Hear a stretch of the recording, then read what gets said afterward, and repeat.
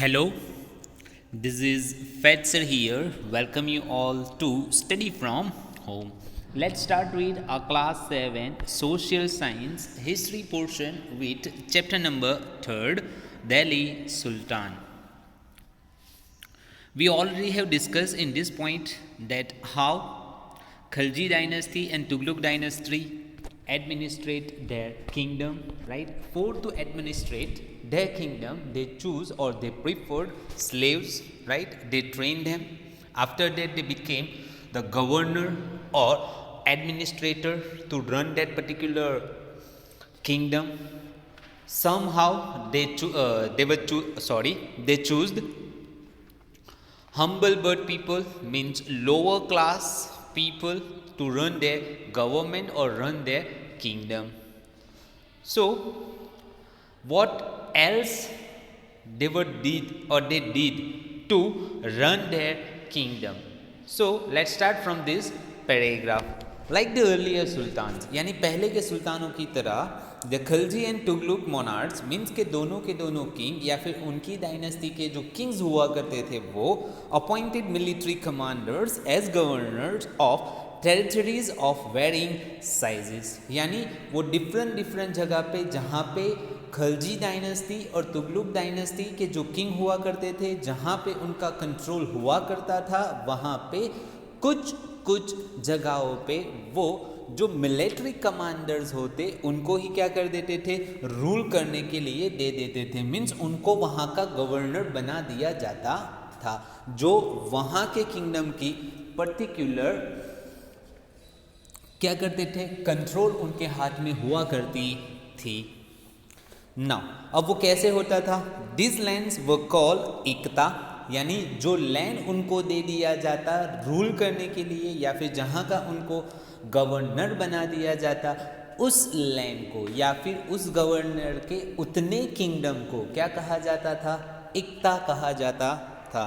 And the holder, यानी जिनके ऊपर उनका जो कब्जा होता या फिर उनका जो वो जो लैंड होता, उनका जो गवर्नर होता, उनको कौन से नाम से जाना जाता था, इक्तेदार के नाम से जाना जाता था या फिर उनको मुक्ति कहा जाता था।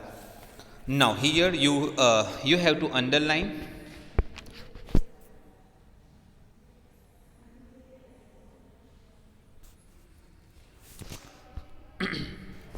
Now, the duty of the Muktis was to lead military campaigns and maintain law and order in their इक्ताज, यानी उनको क्या करना था, डेट के उनके जो इलाका है उनमें उनको मिलिट्री कैंपेन को क्या करना था, रन करना था, एज वेल एज वहाँ पे लॉ एंड ऑर्डर अच्छी तरीके से रन होते हैं या फिर नहीं होते हैं, उनका मैनेज उनको करना था।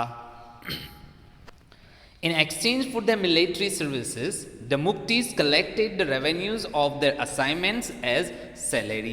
अब वो जो मुक्ति थे मीन्स के इक्तेदार थे, वहाँ के जो रूलर हैं एक तरीके से कहा जाए, या फिर जो पर्टिकुलर एरिया उन इक्तेदार को जो सौंप दिया गया है, वहाँ से वो क्या करते थे, उस इलाके में रहने वाले जो लोग होते उनके पास से रेवेन्यू कलेक्ट करते थे। अब वो जो रेवेन्यू होती, उस रेवेन्यू को वो अपनी मिलिट्री में एज सैलरी क्या करते थे, डिस्ट्रीब्यूट करते थे, या फिर वो जो पर्टिकुलर एरिया से जो रेवेन्यू उनको मिलता, जो टैक्स उनको मिलता, वो उनके लिए क्या होती, सैलरी होती थी। जो खलजी डायनेस्टी के जो रूलर थे जिन्होंने उनको अपॉइंट किया था, राइट, तो वो उनको सैलरी नहीं देते थे, बट एक पर्टिकुलर लैंड दे देते थे जहाँ पे उनको रूल करना था या फिर उस टेरिटरी को संभालना था, और उस संभालने की वजह से उनको क्या दी जाती थी, सैलरी दी जाती थी। अब सैलरी का फॉर्म क्या था, डेट के जो टेरिटरी दी जाती, वहाँ पे जो लोग रहते, जो टैक्स पे करते, तो वो जो टैक्स इक्तेदार को मिलता, तो वो उनके लिए क्या होती थी, सैलरी होती थी। They also paid their soldiers from these revenues. उनमें से वो अपने सोल्जर्स को भी क्या करते थे, पे करते थे।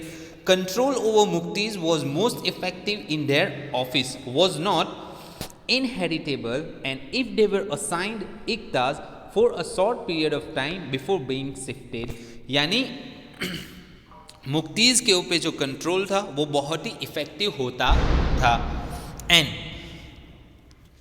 जो मुक्तीज़ होते कि जिनको जो पर्टिकुलर टेरिटरी दी गई है उनको वो बहुत ही अच्छी तरीके से क्या करते थे, संभालते थे और बड़े ही ऑनेस्टली से, बड़ी ही प्रामाणिकता से उसको क्या करते थे, रन करते थे, जब तक कि वो किसी और जगह पे शिफ्ट ना हो जाए। These harsh conditions of service were rigorously imposed during the reigns of Alauddin Khilji and Muhammad Tughlaq। यानी ये जो एक हार्श कंडीशन है वो रेगुलरसली मीन्स कि बहुत ही ऑनेस्टी से या फिर बहुत ही एक तरीके से करना ही होता था, राइट, प्रामाणिकता से या फिर प्रतिबद्धता से। किन के टाइम में? अलाउद्दीन खिलजी और मोहम्मद तुगलक के टाइम पे। Accounts were appointed by the state to check the amount of revenue collected by the muqtis. अब मुक्तीज के जिनको एक टेरिटरी दी गई थी वहाँ से उनको रेवेन्यू क्या करना था, कलेक्ट करना था, लेकिन साथ साथ में वहाँ पे अकाउंटेंट भी अपॉइंट किए जाते थे जो इस चीज़ के बारे में देख रेख रखते थे कि मुक्तीज ने जो रेवेन्यू कलेक्ट किया है उस रेवेन्यू को उन्होंने सही तरीके से यूज़ किया है या फिर नहीं। Care was taken that the Mukti collected only the taxes prescribed by the state and that he kept the required number of soldiers। यानी इसके पीछे का मकसद ये भी था दैट कि उन्होंने जो प्रिस्क्राइब यानी जो उनके मोनार्च यानी जिन किंग्स ने उनको क्या किया था, अपॉइंट किया था, और उनको ये बतलाया गया था दैट कि आपको ये टेरिटरी में से ये पर्टिकुलर टैक्सेस ही आपको क्या करने हैं, कलेक्ट करने हैं। अगर वो इसके अलावा टैक्सेस कलेक्ट करेंगे तो उन्होंने किंग का ऑर्डर को क्या किया है, अनादर किया है, जिसके चलते उनको वो पनिशेबल होते। बट ये सारा का सारा देखने का काम किसको सौंप दिया गया था, अकाउंटेंट, या फिर वहाँ पे अकाउंटेंट क्या किए जाते थे, हायर किए जाते थे। एंड नॉट ओनली दैट, वहाँ पे उन्होंने उनकी जो सोल्जर्स की जो लिमिटेशंस होती, यानी आपको इतने ही सोल्जर्स रखने हैं, उससे ज़्यादा या फिर उससे कम नहीं, ये भी देखने की एक ड्यूटी किसकी हुआ करती थी, अकाउंटेंट की हुआ करती थी। As the Delhi Sultans brought the hinterland of the cities under their control, they forced the landed chieftain, means the Samanta aristocrats and rich landlords to accept their authority। यानी जहाँ पे हमने बात की थी गैरिसन टाउन कि वो एक किंग का फोर्टिफाइड एरिया हुआ करता था, और जो हिंटरलैंड है वो फोर्टिफाइड एरिया से कनेक्टेड या तो विलेज या फिर सिटी हुआ करती थी, जो किंग के कंट्रोल में हुआ करता नहीं था। लेकिन जैसे जैसे उन सुल्तानों ने उस हिंटरलैंड को अपने गैरिसन टाउन में क्या कर लिया, इंक्लूड कर लिया, और जब वो इंक्लूड होता था तो उस विलेजेस के कुछ क्या होते थे, मेन या फिर जो चीफ पर्सन हुआ करते थे, हमारी लैंग्वेज में कहे तो उन पर्टिकुलर विलेजेस के सरपंच हुआ करते थे, बड़े बड़े लैंडलॉर्ड हुआ करते थे। तो ये जो सुल्तान है वो उनको ऑर्डर करते थे या फिर उनके ऊपर एक तरीके से प्रभाव डालते थे, उनको फोर्स करते थे दैट कि आपको हमारी अथॉरिटी को क्या करना पड़ेगा, एक्सेप्ट करना ही पड़ेगा।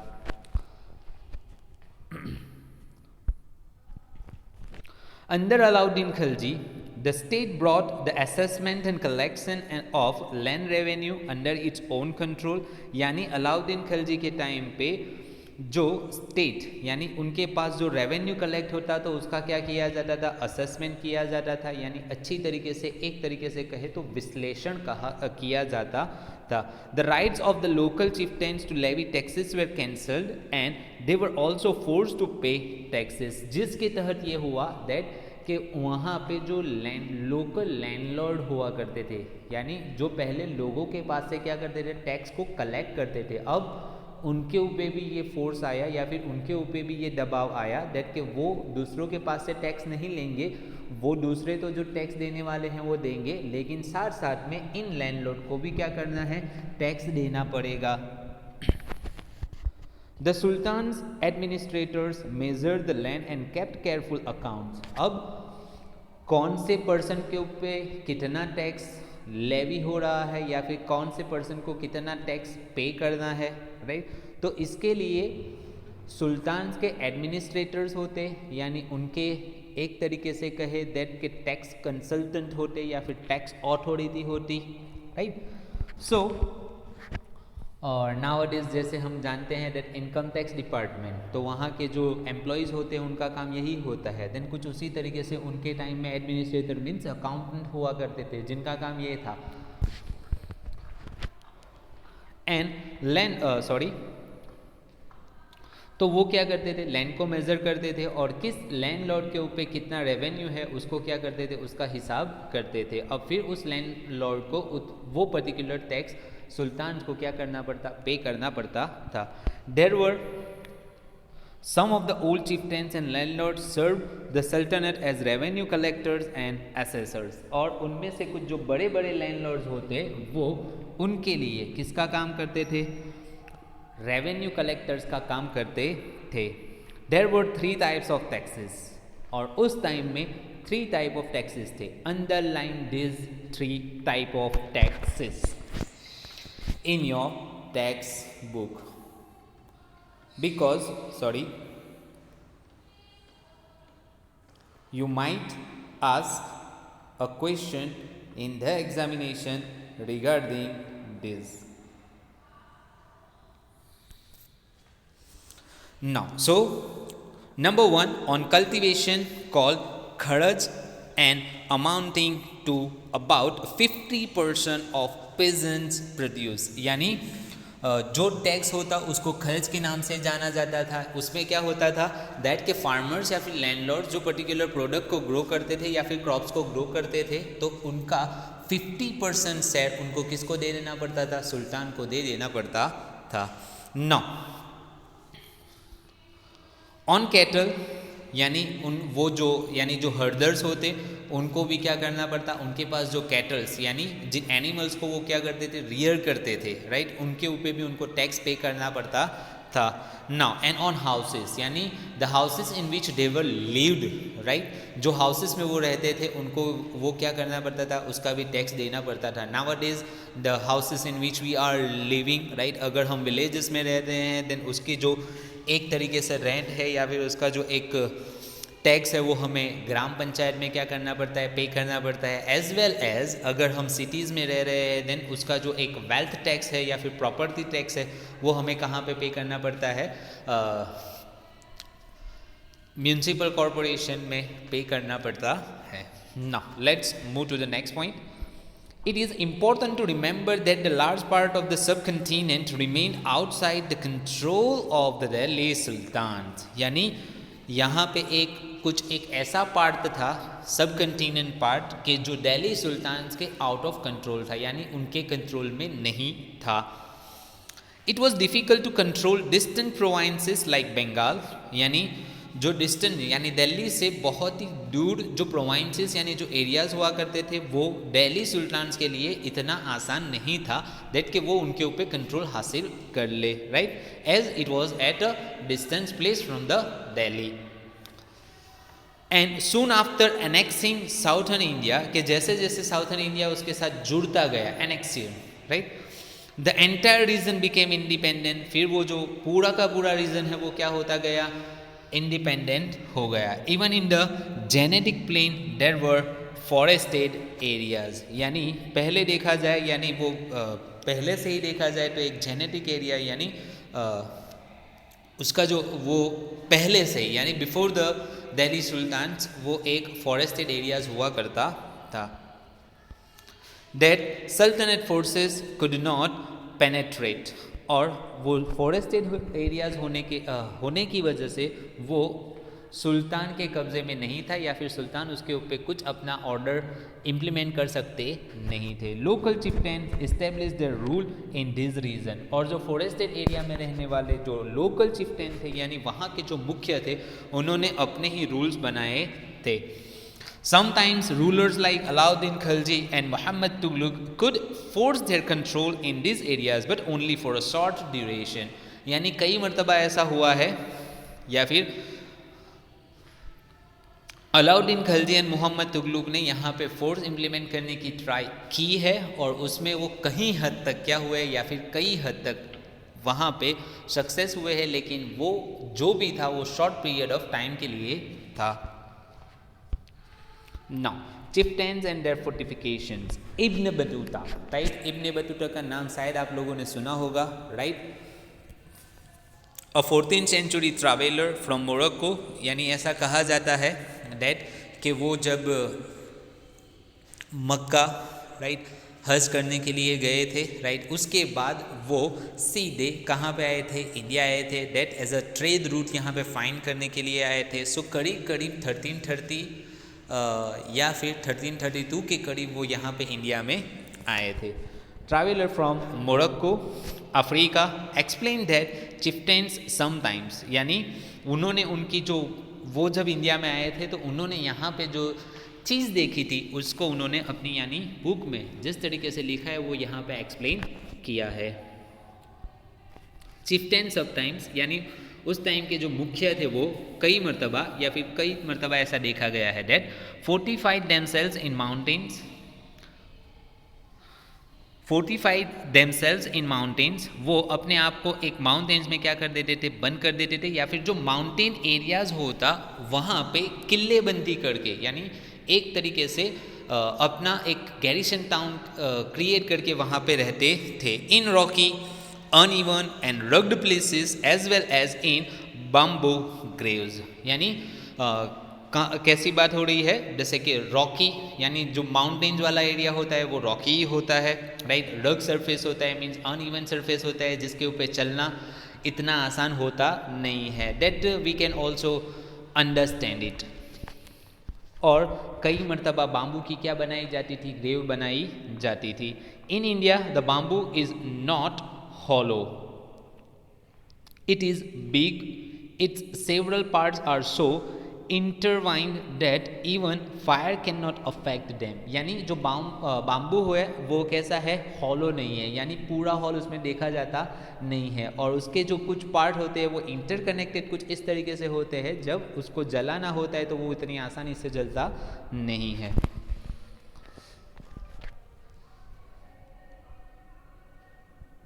And they are on the whole very strong, और वो जो बड़े बड़े होते हैं वो कैसे होते हैं, बहुत ही स्ट्रॉन्ग होते हैं। So the reason why we have seen that के काफ़ी सारी जगहों पे उसके चलते क्या बनाए जाते हैं, तंबू बनाए जाते हैं, राइट, यानी हर्ट्स बनाई जाती है। कई कई जगह पे बड़े बड़े यानी क्या बनाए जाते हैं, हर्ट्स बनाए जाते हैं।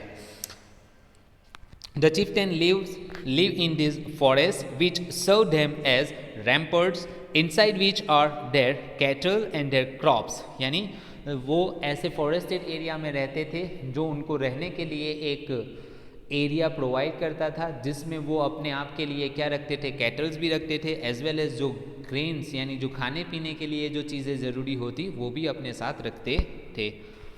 Now there is also water for them within, उनके लिए वहाँ पे पानी भी होता था, right, that is rain water which collects there, और वो बरसात का पानी होता तो उनके जो यानी जो एक तरीके से कहे दैट कि उनका जो पैलेस है या फिर वहाँ पे जो बाम्बू के साथ उन्होंने जो अपना एक किंगडम बनाया है वो कुछ उस तरीके से बनाया है दैट कि वहाँ पे बारिश का पानी गिर के एक जगह पे कलेक्ट होता जिसको वो पीने के लिए क्या करते थे, यूज़ करते थे।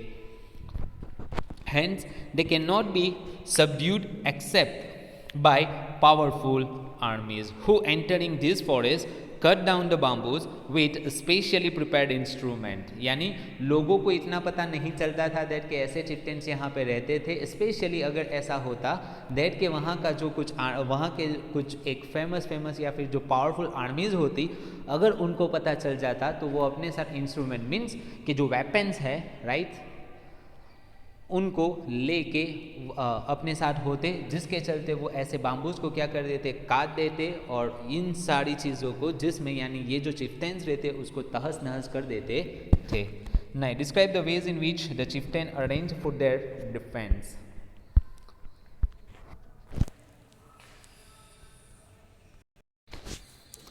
Now The Mongols under Genghis Khan invaded Transoxiana in northeast Iran in 1219 and the Delhi Sultanate faced their onslaught soon after. यानी जो मंगोल्स है राइट जो चंगेज़ खान के अंदर उन्होंने इन्वेडेड किया था यानी जो ट्रांजोनियाना है राइट वहाँ पे उसने अपना कंट्रोल हासिल किया था 1219 में. उसके बाद धीरे धीरे वो दिल्ली की तरफ आगे बढ़ते गए. Mongol attacks on the Delhi sultanate increase during the reign of Alauddin Khilji and in the early years of Muhammad Tughluq's rule. और वो जो मंगोल है उन्होंने किसके ऊपर अटैक किया था? दिल्ली सल्तनत पे अटैक किया था कि जब उस दिल्ली की सल्तनत पे कौन बैठे थे? अलाउद्दीन खिलजी थे और मोहम्मद तुगलुक्स का स्टार्टिंग ईयर चल रहा था रूलिंग का. This forced the two rulers to mobilize a large standing army in Delhi which posed a huge administrative challenge. यानी ये वो टाइम था कि जहाँ पे वही दो रूलर्स को क्या करना पड़ा था right mobilise large standing army यानी एक दूसरे को अपनी आर्मी को क्या करना पड़ा मोबिलाइज मीन्स कि हमेशा यानी तैयार रखना पड़ा कि जब कभी भी क्या होगा अटैक होगा तो ये उनके सामने क्या करने के लिए जाएंगे भिड़ने के लिए जाएंगे या फिर लड़ने के लिए जाएंगे. Let us see how the two sultans dealt with this and here the table is given right कि जिसमें बताया गया है कि किस तरीके से अलाउद्दीन खिलजी एंड मोहम्मद तुगलुक ने मंगोल के सामने लड़ाई लड़ी थी. That we will see in the next video for sure right. So till then thank you very much and have a nice day.